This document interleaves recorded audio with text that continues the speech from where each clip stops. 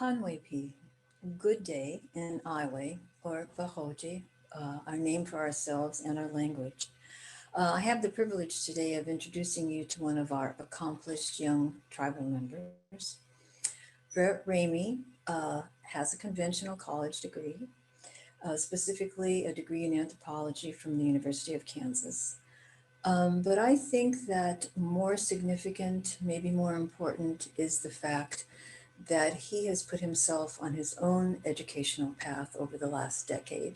And he crisscrosses the country in ways that always amaze me. But he has sought out both learning and teaching opportunities at such major universities as the University of Washington in Seattle, Northern Arizona University in Flagstaff, adjacent to both the Navajo and the Hopi reservations, beyond KU, of course, and Haskell Indian Nations University. And he currently resides in Minnesota, where he avails himself of opportunities at the university there. Um, these are not accidental choices. Like my own educational institutions, he has chosen them because of their large Indigenous populations nearby. As we learn or work, depending on the situation, we are able to participate in those communities. Sometimes the universities have collaborative programs with them, and I'm not sure that Brett even knows this, but I did my family medicine residency in Seattle and worked at the Seattle Indian Health Board, as he has done when I was in residency there. Over this decade, though, Brett has acquired not just book learning, but I feel that he's also come to be able to share his knowledge and has developed quite great skills in that regard. Very important to our tribal communities is the devotion that Brett has to recovering and sustaining knowledge of our cultural history, to some degree, cultural treasures. Our tribe was forcibly moved from our primary homeland along the Mississippi to Kansas Territory in the early 1800s. That, of course, is another story. And the only thing I have to say about that is that I find it very curious that as soon as were gone, they named the place after us, namely the state of Iowa. Along those lines of discovering our history and treasures for us, uh, Brett actually walked our reservation and identified plants and trees just as our ancestors did 200 years ago when they had to learn how to live in that area, which is we are actually the northeast corner of Kansas and the southeast corner of Nebraska, up in Donovan County. And so through that walk, Brett has really gained a lot of information to share with us. And it's this commitment and this knowledge seeking and this knowledge sharing that makes him such a respected and important member of our community. And as such, he is part of a new team that's coalesced, starting with our tribal leadership and many tribal members, some as knowledgeable as Brett, but there are few.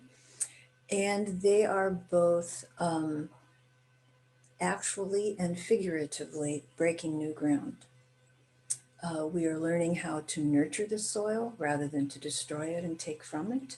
We are learning about planting more sustainable varieties, and all the while we are trying to learn new ways to minimize our impact on climate change.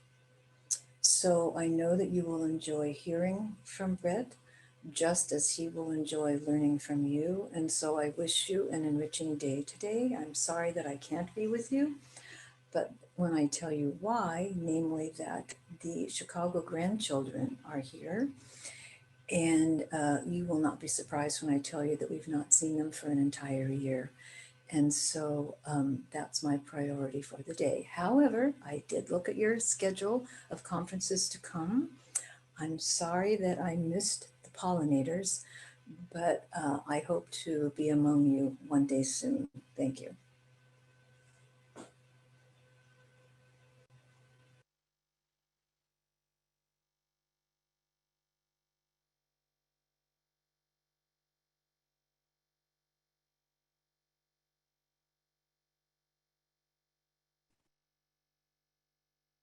Okay, and now we'd like to turn it over to our keynote speaker, Brett Ramey.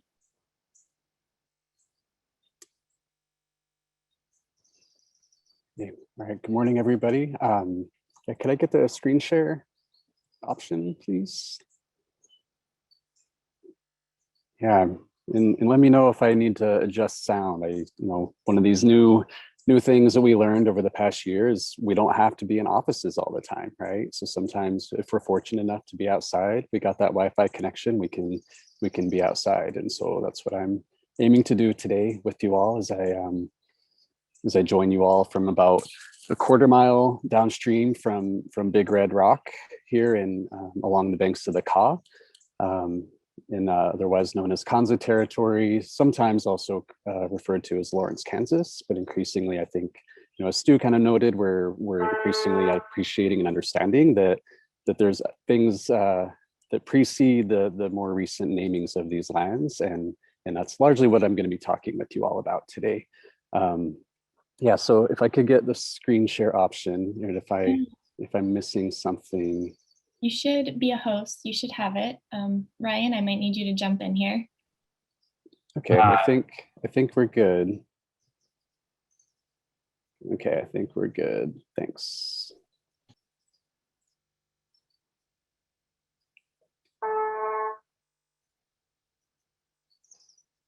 Okay. A year later, still figuring it out, right?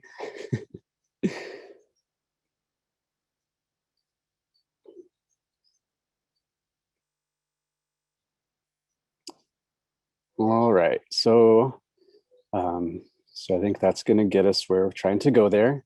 So it was really appreciated being able to be introduced by Dr. DeRoyne, and for those of you who don't know her, she's also doing a lot of really amazing work in the broader Kansas community, especially with the Kansas tribes as a physician, and also helps lead up the Tribal Health Summit for the past several years. And so that'll be another opportunity to look out for, to continue engaging and in building with the local tribes here in this area. But yeah, just as I said, just downstream here from Big Red Rock, and apologies to any Kanza folks who might be on the call, but I'm not quite sure enough of the name in your language yet to identify them in that way. But perhaps someday we can all start to learn more languages of the lands that we're on today. And so I think it was really cool to hear and see in the chat what people were noticing this springtime, right? And so as Dr. Droyne noted, I currently live in Minneapolis in Dakota lands, and I was really excited to come down here a couple of weeks ago and just kind of the way you can kind of watch spring move as you go further south and north and kind of up and down north and south corridor. I usually like to follow the redbuds one direction or the other this time of year. And so when we left Minneapolis about 2 weeks ago, some leaves were starting to come out, but then when we got to around Ames, then you started to see the redbuds like in full bloom. And then the closer we got to White Cloud, to our reservation, then we started seeing these piles of white, and it looked like feathers or something on the north sides of trees. But I was like, surely not, right? That's not big piles of snow, is it? Late April? But it was. So, and I think you all probably caught some of that too. So that was cool. Just kind of a nice welcome reminder of the beauty of winter in late April in Northeast Kansas. And then, then we pulled up to the casino to get the room to go check in to our room. And right at that time, I got a text come through my phone, and it said guilty. And I was like, guilty? What? Oh, right. The Chauvin trial had just issued the verdict from Minneapolis. And so that was another kind of a pause, a bit of relief, temporary at least, to arrive to. And then after that, as you can see on these pictures, that our first stop after that was to go up into the bluffs in our newly established Iowa Tribal National Park that is recently established last summer with the support of our executive committee, primarily on lands that were recently rematriated from the Nature Conservancy and the oak savanna upland in the bluffs above the Missouri River there on our reservation boundaries. And so, I love seeing pawpaw flowers this time of year. That's another one of those beautiful signs of springs. And if you're if your luck is behind you, if you look down, there might be a few morels under there, you know. So it's really love this time of year getting to come back and see everything pop in. And then the other thing I was excited to see is knowing that that our tribe, as Dr. Doyne had mentioned, like we're really undertaking a lot of initiatives to kind of rethink how we are involved in the food system in this part of the world. In many ways, reinstating a lot of our traditional values, if not practices themselves. And so recognizing that like many rural communities in this part of the world, like we've kind of grown dependent on industrial monocrops. And increasingly, it's harder to pretend like that's actually a long-term option in terms of feeding our communities, both physically or economically or in any way, right? And so I was really looking forward to coming and seeing everyone. And so then our first stop, I talked to our Tippo, his name's Lance. He said, "Oh, you got to go say hi to the folks at the bee farm." And so we went down to where they're housed, which is in the kitchen in our powwow grounds.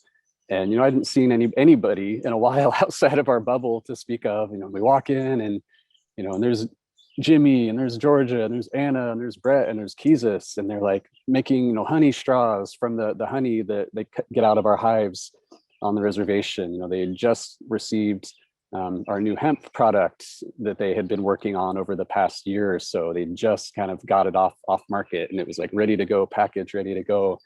And they were talking about the greenhouses down the street, where you see these squash in the upper right-hand corner. And it was just such a good feeling to see, young people, middle-ish, my age-ish people there, just like doing everything to contribute to the health of our peoples and the lands there. And so it was just a really beautiful thing to see and be welcomed to as I arrived back into our home here.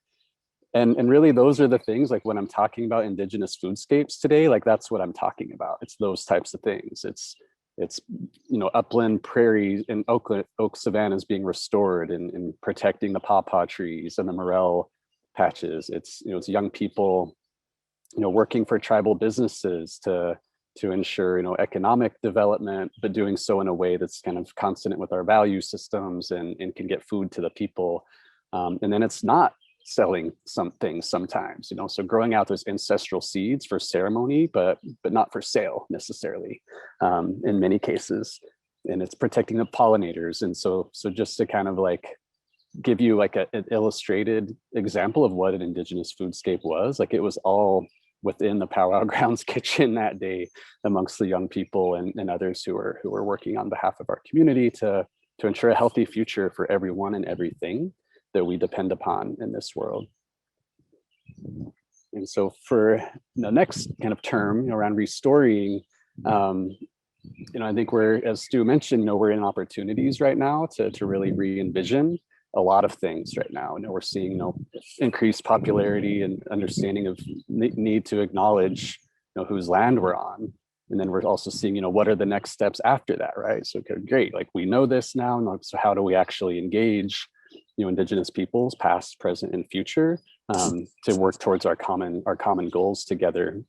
To be honest, in this part of the world, we hear a lot about native plants, we hear a lot about native lands, but there's not a lot to talk about native people, and that's just the reality of this part of the world. And I'm, as Dr. Doyne noted, like I've been fortunate to live in places like the Pacific Northwest, Upper Midwest, Southwest, where Indigenous presence is way more prevalent. Right. And here, it's a little bit more limited. And so I think that's another point that I think we'll try to explore today, how we cannot continue to contribute to Indigenous erasure as we're participating in food system work.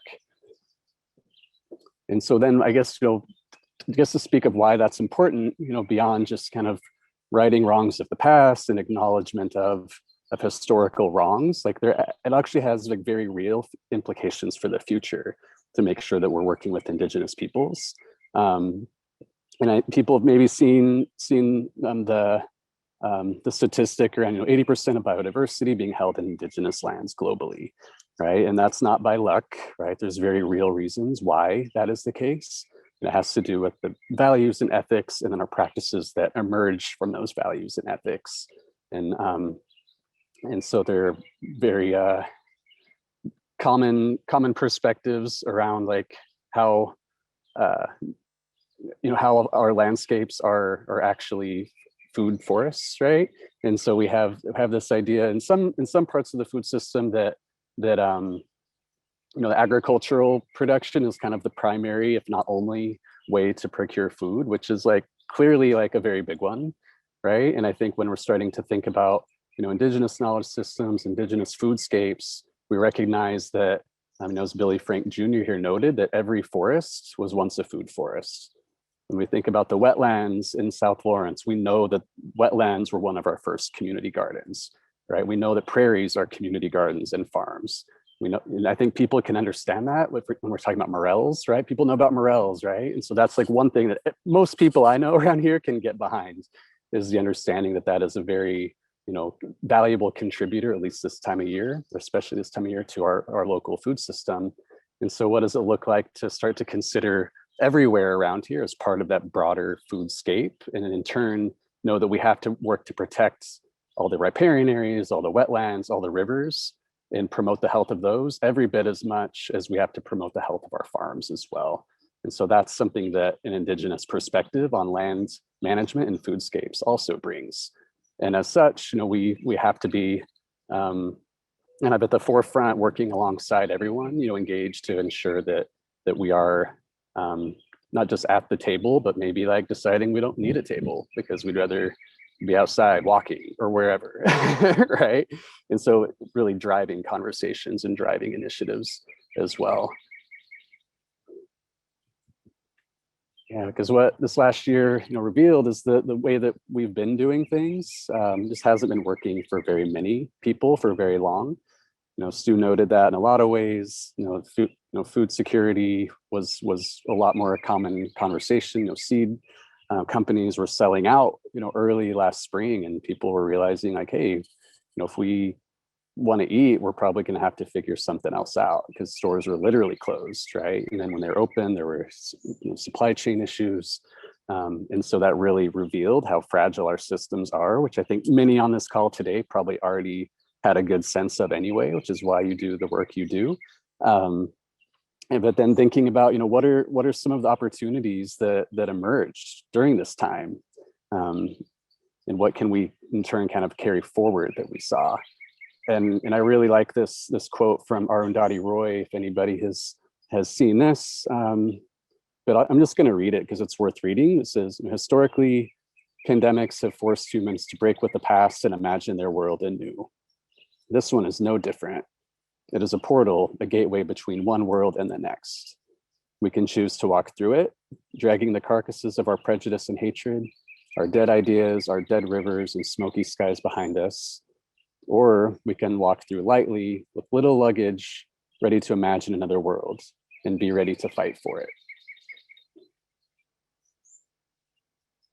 And so that, really resonates with me because there was just so much happening at the beginning of the pandemic, from mutual aid efforts, people just really showing up for each other in really beautiful ways to make sure, elders were fed, to make sure, people had basics, right? And just getting back to a lot of that core values of humanity.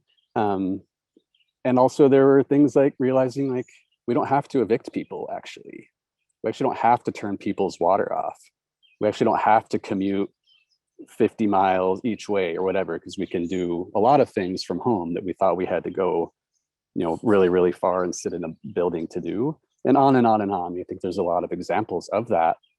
And so I just kind of wonder now, as we're seeing restrictions lifted, Governor Walz in Minnesota yesterday, basically said, all right, we're good to go, 100% capacity, starting in a couple of weeks, like everything's cool, right? Back to normal. Like, I don't know. I don't know if that's really something we should be aspiring to.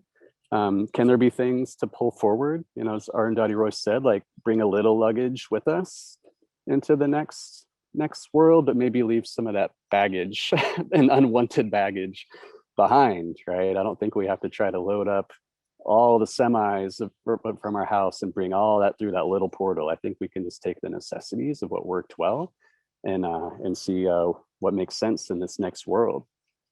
And so I know that you all probably had pretty similar experiences over the past year as well. And so for this time, I just want us to like take some time. We're going to do some breakout conversations in groups of 3, just to like remember like what were some of those openings that you saw early in the pandemic, and maybe some are still holding through, but like what was possible in those early days? Like how did you see people showing up for each other? What was just something that you never could have envisioned being like the current reality in like the positive ways that you really would want to consider taking forward? And so I think Ryan is going to help us get into these breakout groups, and we'll have 10 minutes in those groups, in groups of 3. And I think maybe if we can, Caitlin, could you also just maybe put this question in the chat so that people have it just in case we need it? Absolutely. Yep. Awesome. Thank you. I got you already, Brett. On it. And Brett, are you planning to be in one of the rooms as well? No. Okay. No. Unless you want to be in one, we could do that. But no, otherwise just let everybody do their thing, and we'll have 10 minutes. And when we come back, we'll just want to hear from a couple people just to start getting a list going of possibilities. All right, 1 second, and you should get an invite to join your breakout room.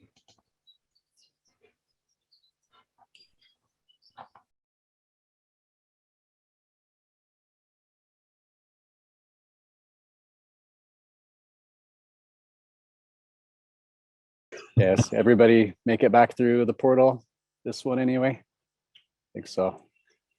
Yeah, well, what were some things that people were remembering? Let's hear from a few people. I'll start. I was remembering a lot of when garden centers were sold out of pretty much everything. People got really big into gardening right around the time that they had to stay home. And I feel like that was more of a way to keep from going stir crazy. But the lack of accessibility to commercial seed, I think provides a lot of opportunities for local seed banks. If people gardening in a particular area want to share or swap seed in their gardens, there's a lot of potential for that in strengthening local food systems and kind of keeping the genetic diversity of garden plants higher than if you're just buying the same variety year after year. Hopefully a lot of people who did go into gardening hardcore during the pandemic will keep that energy for multiple years.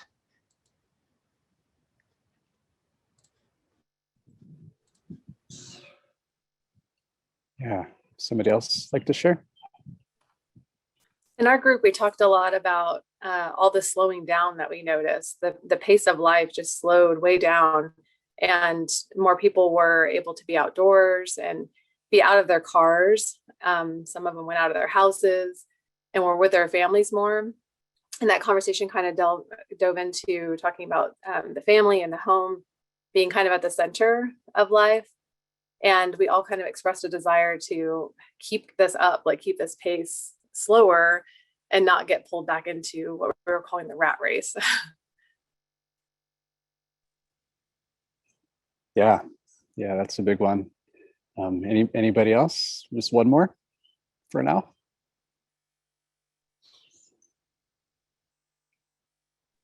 Can you hear me, Brett? Can. Good morning.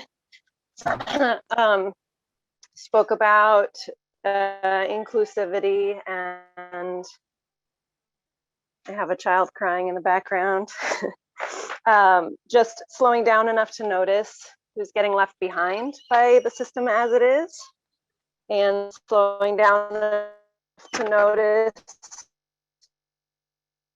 who has been erased, and to stop centering what's always been centered, and to start to see the web better and the connections between. And then in particular in my backpack, wanting to make sure we bring the potential to make inner work a priority, to shed the layers of inborn cultural harm that damages ecosystems socially, culturally, and environmentally. Yeah, thank you all for sharing, and I trust everybody else had really good things to share too. And I just, yeah, I was hoping throughout the rest of this day that this can kind of remain a theme for you all, and you can just kind of remember what those things felt like. Remember what it felt like to slow down. Remember what it felt like to consider, possibility of starting seed banks, and seeing those happen, and and consider just what it means to like reflect on all the different ways in which not everybody is always equally benefiting from or equally harmed from the different things that we're facing in the world, and how might we better distribute the benefits of this beautiful world that we live in, knowing that the harms are also unequally distributed as well. Yeah, thank you all for sharing on that. I'm going to go back to sharing some screen again. Okay, so I'm going to share a few examples of the things that I got to see were possible over this past year, during my time living in Minnesota, Makoche, or Minneapolis, where I lived. The background picture there, that's Nitanga and Bakoje in my language, but also known as the Mississippi, more commonly, understandably. And so that's about 10-minute walk to the east of me. About a mile west is the Minneapolis American Indian Center, which we'll talk about. And then 5 blocks to the south is the 3rd precinct, where the uprisings began in response to the murder of George Floyd. And so that was, the context through which I was getting to operate and experience the pandemic and uprisings and all the things that were kind of compounding on each other last year. And so I just thought I would share a couple of things that I was able to witness in the way that people were coming together. One of the main ones that I got to be part of was a program out of the Minneapolis American Indian Center's Gatherings Cafe that set out really at the beginning of the pandemic, late March, as a way to continue providing meals to Native elders in the cities, both Minneapolis and St. Paul. And so for the heat, the heart of the pandemic, 5 days a week, we'd be distributing up to 200 meals to elders throughout the cities, all delivered, primarily Native foods, but not exclusively. Is one of the things that was emerging through this too, was seeing ways in which we were partnering with different farms in the area. We were partnering with food banks to glean some of the additional foods that they had, and then getting it all and putting it all together and then distributing it out to Native elders. And also sometimes, because we were delivering to some, in addition to individuals' homes, we were delivering to like apartment buildings, and a lot of times the people in the Native housing were themselves not Native people. So we were also feeding those Somali elders as well. And so that was just kind of an example of how just like that value is like, we're going to feed everybody, right? That's what we do. So while there was the focus on the Native elders, it also ended up extending to others who were part of the broader family, broader community that we intersect with. So just a couple more images, like, we have these boxes lined up. There'd be 150 to 200 of them laid out on tables, and it'd be 6 to 8 of us going through. One person would put the wild rice down, and another would come back around with, the bison on top. And meanwhile, somebody else is making some kind of dessert out of the boxes and boxes and boxes of plums that we had donated. And so it just became this like really generative space to really think about, what does it look like to continue providing for our community, to continue feeding elders, to continue all these partnerships with existing, Native farms, but then also starting to develop other relationships with other food producers, gleaning organizations, food hubs, in a way that we could continue to meet the needs of our immediate, or meet the immediate needs of the community.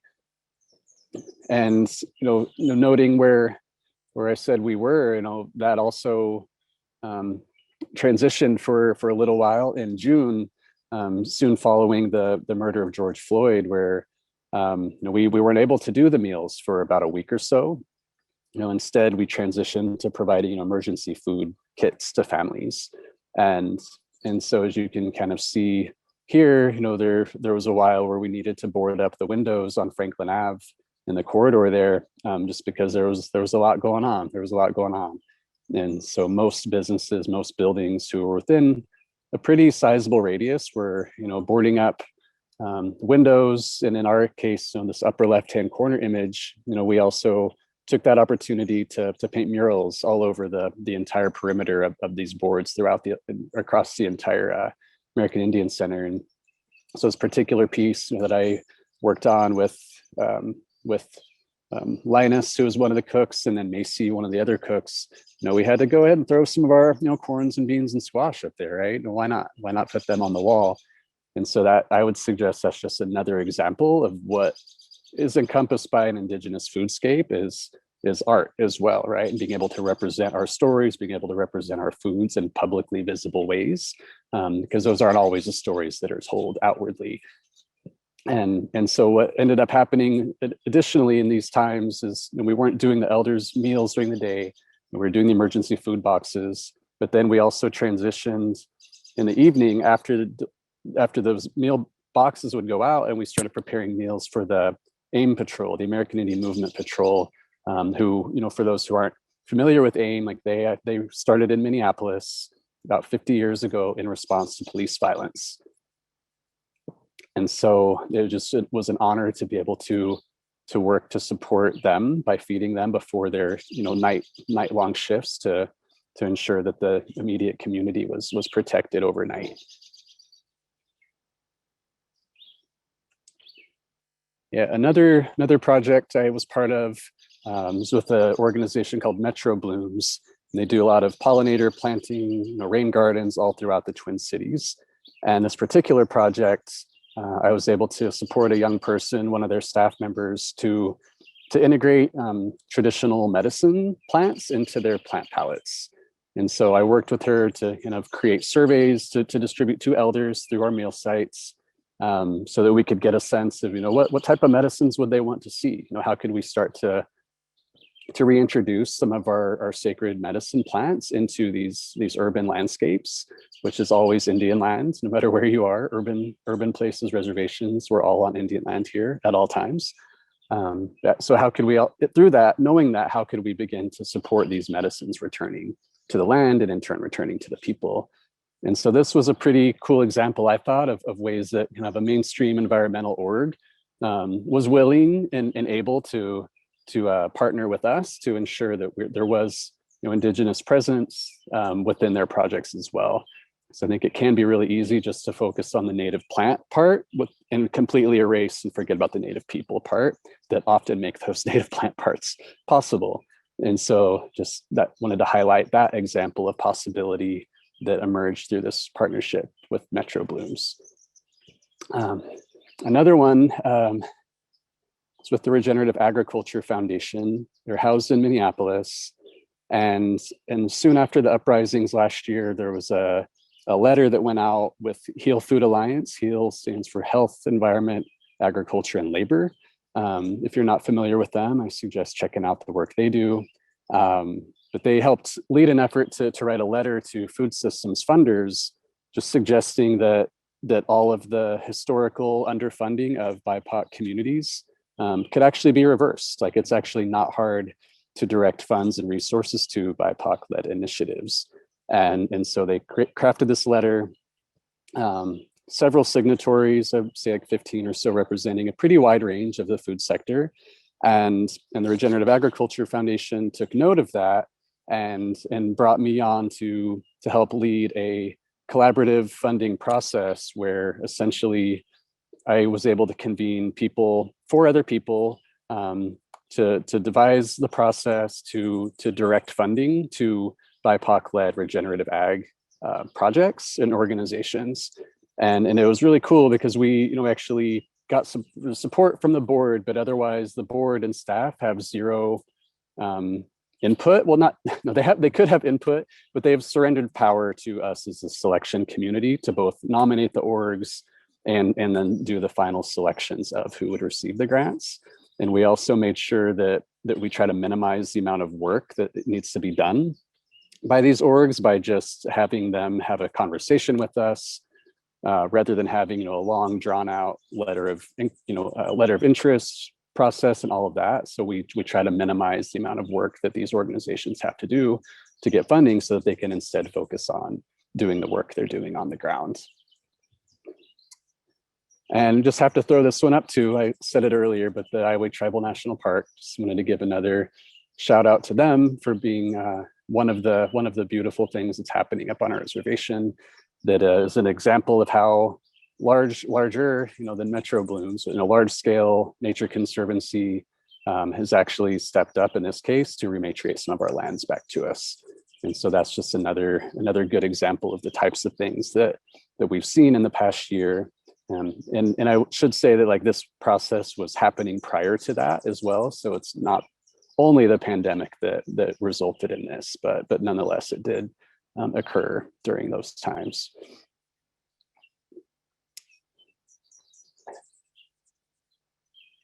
And so I just wanted to share a couple of those examples from what I've been able to be part of, knowing that you all had also offered a few things as well.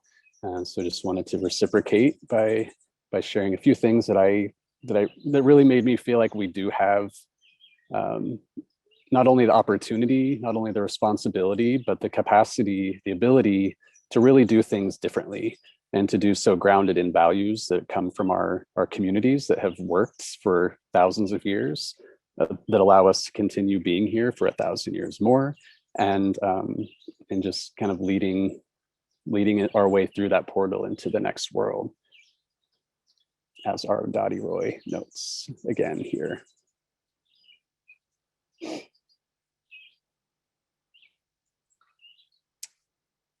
And so, restoring Indigenous foodways into these new worlds, knowing just a little bit about what some of you on this call do and where your conversations are going to be through the rest of the day, I just thought I would put down a couple examples of what I could see being ways to actually engage and work with Native peoples, Native communities, as we all collectively work to restore Indigenous foodscapes, because it's going to take help from everybody to support the efforts that are ultimately going to be benefiting everyone and everything as well.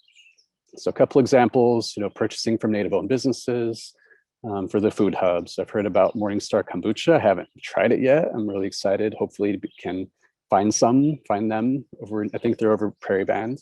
Iowa Bee Farm, right? Maybe the school, farm to school groups can source from the bee farm for honey.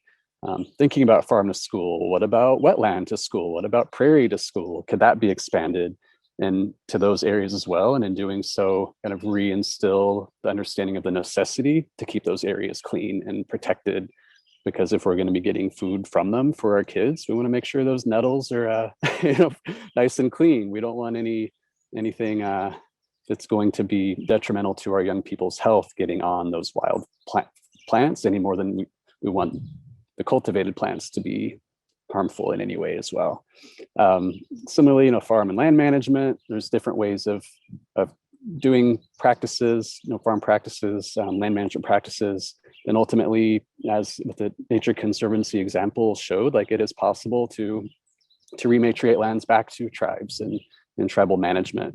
And so that is an option, that is a possibility. We've seen it happening a lot. And I think that could also and should also be up to consideration as well as we're talking through these possible ways forward into new worlds. And so I guess just a final question for you all as you get into the rest of your day is, how can you work to do that restoring? How can you be part of moving forward some of these examples that I just showed, as well as bringing forward additional ones as you all are brainstorming together today and continuing the good work that you're all doing? And then, how can you also make sure that you seize on the opportunities to partner alongside tribes as well, to bring these things forward into the new world that we're creating together? And I just have to end with this quote from a friend and mentor. His name Roger Fernandez. He's out in Coast Salish lands in Seattle. But he would often remind us of this through the different stories that he would share through his traditions in that part of the world. And it's through our work, we're trying to create a new world. We are making and remaking creation stories right now, preparing for the preparing the world for the people yet to come. All right, Manawine, everyone. I appreciate being with you all today, and that's what I got. Just hope you enjoy the rest of your time and continue on this good work. Thank you, Brett. Thank you very much. We have a few minutes left here for questions. If anyone has any questions that you'd like to ask.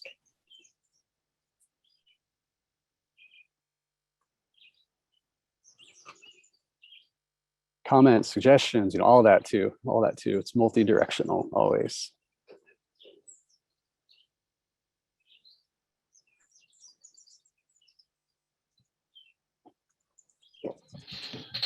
Brett, do you envision coming back and settling full time in the northeast corner of the state here? Yeah. There's that was part of the intention of getting to Minneapolis from Seattle, is I could at least be within a drive, so that I could test out, what it might look like to be here more full time. And of course, the pandemic put a stop to that for at least a year. But these past few weeks have been my first trip back in that time, and it's got to say it's been going really good. It's been good to be back here, and so it's not off the table, depending on logistics of life. But yeah, I'm looking forward to being more engaged with my tribe and the broader Northeast Kansas community for sure. Yeah, I can see Nancy have a hand. Sorry if there are others, but I see one from Nancy for sure.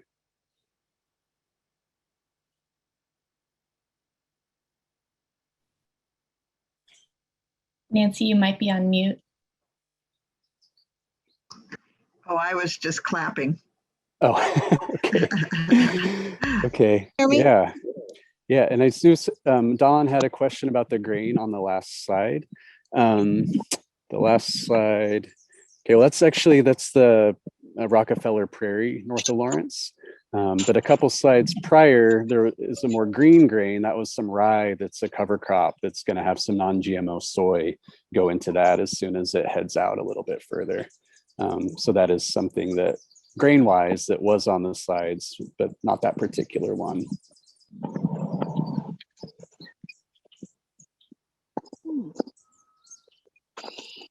Well, cool. Yeah, can you hear me? Oh, we can now. Yeah. Okay. Well, I was just going to say that here in Eastern Kansas, we've just got a wonderful woman in Carol Cadu, who is really taking a bunch of leadership in across the state and across here, getting rid of the mascots and bringing Native issues. So we just had the legislature just voted to to protect Natives, women and men, of course, but a lot of violence against women. So there's and that whole thing wasn't really moving as dramatically as it was, except in the last couple of years. With Carol is Kickapoo, her father was chairman for years, and anyway, I just thought that it's a lot of and she does it in such a beautiful way. She's on the Lawrence School Board, which is huge. So just proud. Yeah, it's good to hear that, especially things around representation with Charisse. Yeah. Right. Yeah, I think most of the times when people might know about us, it's unfortunately through things like mascots, right? And so I think increasingly with the efforts we see with the Kaw Nation here in Lawrence, I'm speaking to, like, people are starting to remember that there are other ways that we are present here, and it's not through our deficits either. I think we're going to hear from Prairie Band in a bit, and their early childhood education programs and their food, which is amazing. So I think as much as you can continue to support and champion efforts to elevate awareness around missing and murdered Indigenous women and men, to eradicate mascots and other harmful and otherwise just grossly inaccurate representations that really serve no one to perpetuate any further, then that creates openings for us to be more visible in all of our beauty and all of our contributions that ultimately everybody in the long term is going to benefit from.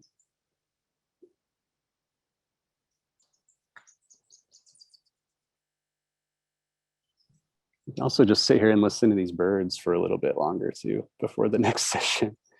Oh, I see Janice Simon on there. Hi, Janice. It's good to see your picture anyway. Hope you all are doing good.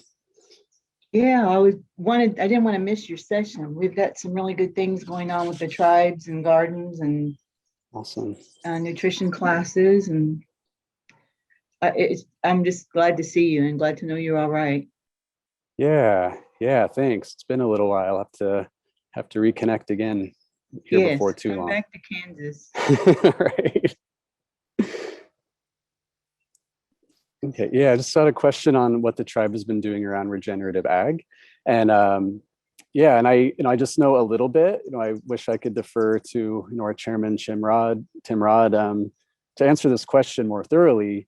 But just from what I've witnessed, there is this understanding that the soil is only going to be viable for so much longer.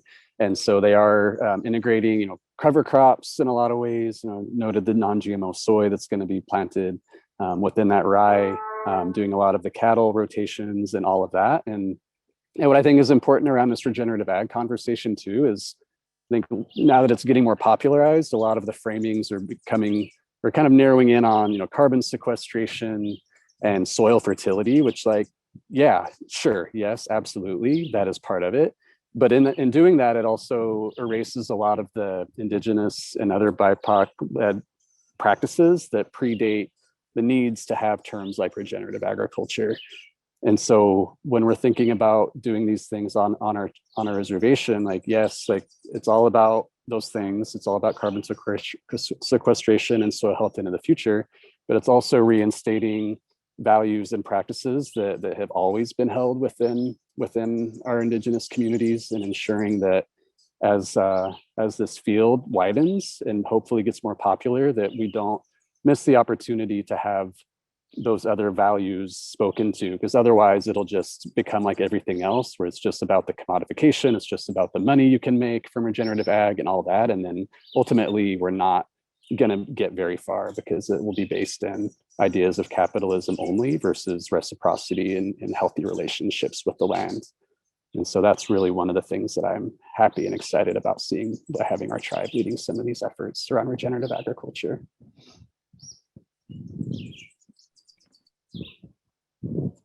Thank you so much, Brett. If there are any other questions, would it be all right if people reach out to you?